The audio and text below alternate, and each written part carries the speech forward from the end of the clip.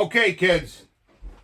So I took this from a stock saw to the finished product here, and there's still more gains to be had in here, but this is a nice safe spot. You're picking up a lot of cut speed. She oiled nice. I have the oil cranked up all the way. No problem with the oil. The speed was there. Cuts very quickly. Of course, I was cutting in hard maple, which is pretty hard wood, or relatively hard wood to what some of these guys are using. And I'll talk about that later. But I think this saw give you a nice blend of power. And we checked the fuel economy.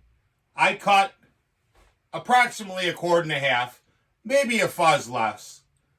But I'm just calling it 1.5 quarts. And a full tank of fuel, I end up using 11 ounces, which works out to over 16 face cords of wood cut on 1 gallon of fuel. Which, if you think about it, if you're cutting smaller trees and you're going out into the forest and you're only allowed to carry so much fuel, bring so much in with you, you're going to be able to cut a lot of trees with this thing. Hundreds of trees on a gallon. There's a lot of these guys falling. they're making a felon cut, falling a tree, going to the next tree. You know, I'm actually cutting. So each one of those cuts is similar to your felling cut. Of course, you got to put the wedge in, your face cut in. I get it. But what I'm saying is it's remarkably fuel efficient. When I had this thing stock, the stock saw that you bought off the shelf, I figure I was getting about 12 to 15 face cords. So now with this version, I'm at over that, and I'm cutting over 40%, 42% faster, maybe closer to 45% faster. So the whole goal of this, to me, is to build a saw that cuts faster, gets similar fuel economy, or if it uses a little bit more fuel, okay. In this case, it worked out such that I actually am getting more with this, running this Super Mini Narrow Kerf and with the mods I have on there. But as far as longevity, well, I've got about 10 tanks through it. Plug looks good. Everything looks good. I really didn't do all that much work to the cylinder at all. I just basically did a few things. The rowdy pipe, this, carburetor work, and on these transfer caps, I did a little smoothing out to get it to flow a little better. But the actual cylinder itself, as far as raising, widening, lowering, putting epoxy in, cutting the squish band, machining the base, I did none of that. Now, there's still more in here. If I wanted to get more power out of it, I could. But this seems like a nice safe spot where you're getting the performance, you're getting the fuel economy, and I strongly suspect that you'll enjoy long service life, longevity. Now, one of the guys that I sold a couple pipes to, he's got a 562 XP that he did a muffler mod on. And he said he took it to the dealer and he's got about 533 hours on it and it's still running.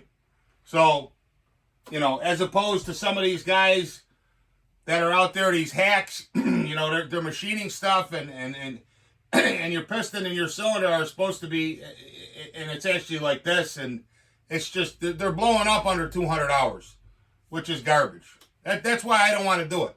I built a saw for somebody. I want it to last. I want them to be happy, and I want it to last. I mean, any monkey can go in here and start grinding cylinders.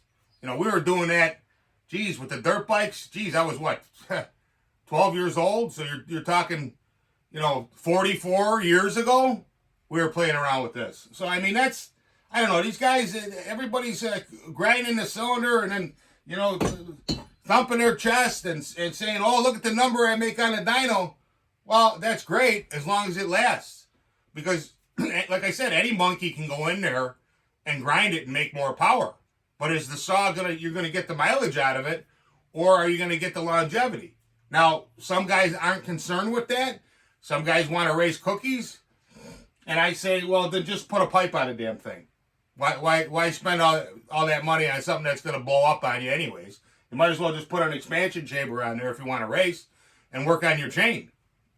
But and then another thing I want to touch on is there's a lot of guys out here cutting in this, I don't know, confidence wood or speed wood or whatever, taking their saw and showcasing it in this, cake soft balls of wood. I mean, there's one guy over there in Michigan, Sausage Boy.